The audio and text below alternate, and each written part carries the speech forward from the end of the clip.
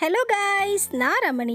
Daily idli dosa சாப்பிட்டு போர் அடிச்சிருச்சுன்னா traditional recipe களியும் கருவாடும் try பண்ணி பாருங்க. அதுவும் இந்த காம்போ சாப்பிட்டா அப்பதான் நம்ம ஊர் சாப்பாடுனா என்னன்னு புரியும். ஃபர்ஸ்ட் ராகி களி பண்ணிக்கலாம். பாத்திரத்துல தண்ணி சேர்த்துட்டு சூடானதும் 1 டேபிள் ஸ்பூன் ஊறுன குறுநல் அரிசியை சேர்த்துட்டு 3/4 வாசி வேக வச்சுக்கலாம். அரிசி வெந்ததும் 3 டேபிள் ஸ்பூன் கரைசின ராகி மாவும் சேர்த்துக்கலாம். இதை கலந்துட்டு ராகி மாவும் கொஞ்சம் கொஞ்சமாக சேர்த்து கலந்துட்டே இருக்கலாம், கைவிடாம. கொஞ்சமா சுடு தண்ணி சேர்த்துட்டு டேஸ்ட்டுக்கு உப்பையும் ஆட் பண்ணிக்கலாம். இதை மூடி போட்டு 20 நிமிஷத்துக்கு லோ ஃப்ளேம்லேயே வேக வைக்கலாம். மாவு வெந்ததும் இதை நல்லா கலந்து எடுத்தா ராகி களி ரெடி. இப்போ கருவாட்டு குழம்பும் பண்ணலாம். ஜாரில் தக்காளி, புளி, அதோட துருவின தேங்காவும் சேர்த்துட்டு கோர்ஸாக அரைச்சிக்கலாம். இப்போ சட்டியில் நல்லெண்ணெய் சேர்த்துட்டு சூடானதும் வெந்தயம், கடுகு, கறிவேப்பிலை, அதோட இடிச்ச சின்ன வெங்காயத்தையும் சேர்த்துக்கலாம். வெங்காயம் வதங்கினதும் அதில் கத்தரிக்காய், முருங்கைக்காய், உருளைக்கிழங்கையும் சேர்த்துட்டு கூடவே மஞ்சள் தூள், குழம்பு மிளகாய் தூள், உப்பும் சேர்த்து மிக்ஸ் பண்ணிட்டு கொஞ்சமாக தண்ணி சேர்த்துட்டு